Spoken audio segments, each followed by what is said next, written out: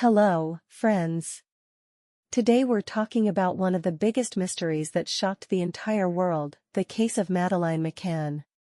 In 2007, while on vacation in Portugal, a 3-year-old girl disappeared overnight.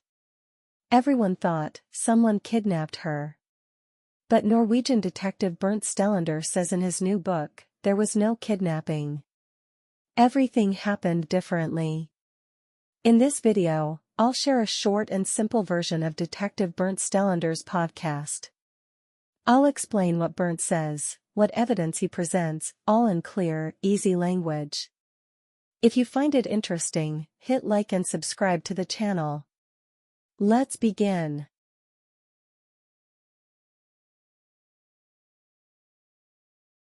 Bernt is not an ordinary person. He is a Norwegian who previously worked in the military police.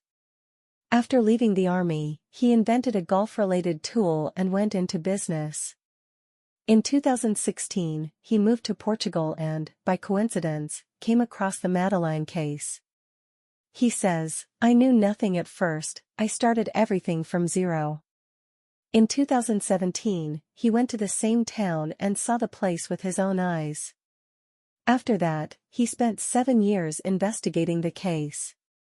Not for money, but because, as he says, people deserve to know the truth.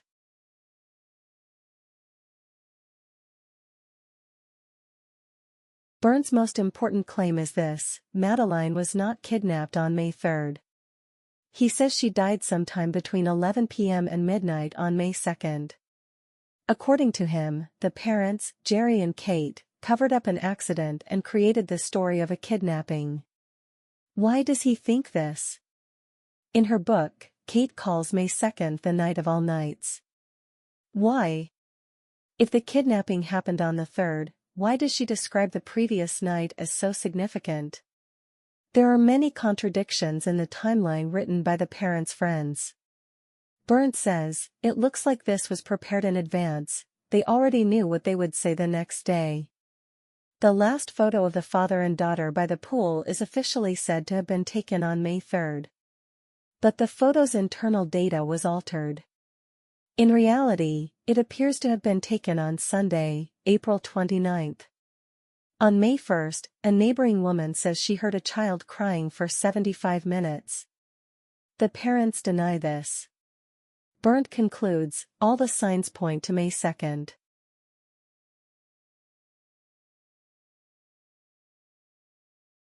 Bernt investigates a hill near the village.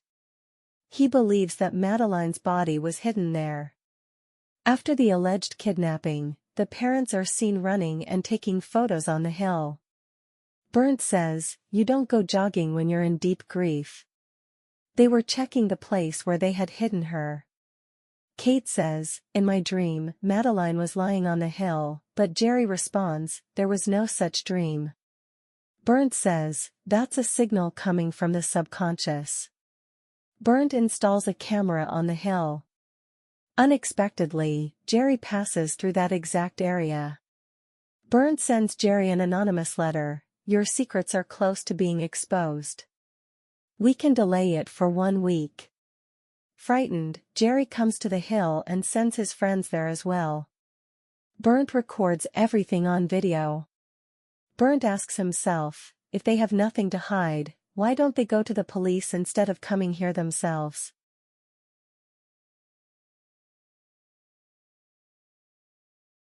Portuguese police bring in British sniffer dogs, specialists trained to detect the scent of human remains and blood. The dogs alert to the smell of death inside the apartment, on clothing, and inside the car. The strongest reaction is to Jerry's blue t-shirt. The dog barks 11 times. The car was rented 3 weeks after the disappearance, yet traces of blood are found inside. Kate washes Madeleine's favorite toy. Bernt states clearly, a grieving mother would never wash away her child's scent. Bernt says, these dogs are among the best in the world. They do not make mistakes.